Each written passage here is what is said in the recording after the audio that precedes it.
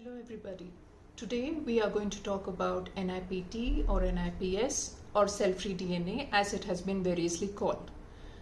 So far we were usually doing the first trimester screening for Down syndrome using the NT scan and the serum markers like for example the double marker test.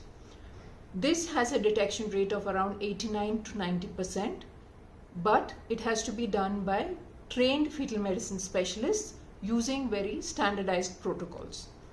So this has been superseded by what is called as NIPS or the NIPT or cell-free DNA. This is a test which has a detection rate of around 99% plus for Down syndrome. But it is important that we understand that this test does not perform as well for other chromosomal problems.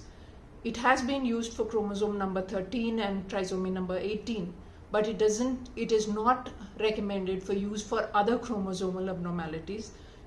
There are various companies which are offering it and which do give reports for chromosome number 1 to chromosome number 23, but the detection rate, the positive predictive value, negative predictive value are not that great, and it is not recommended to use the NIPT to screen for those chromosomal abnormalities.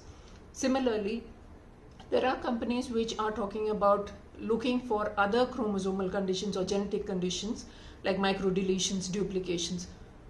It is important that we know that the detection rate as well as the negative and the positive predictive value, which is if the test says that condition is high risk or low risk, is it really high risk or low risk?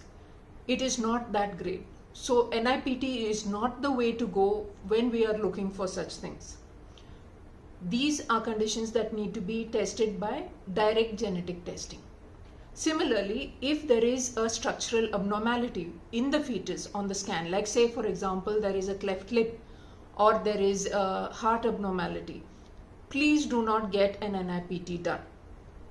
These are conditions which require a very comprehensive and a confirmatory genetic testing done and not a NIPT.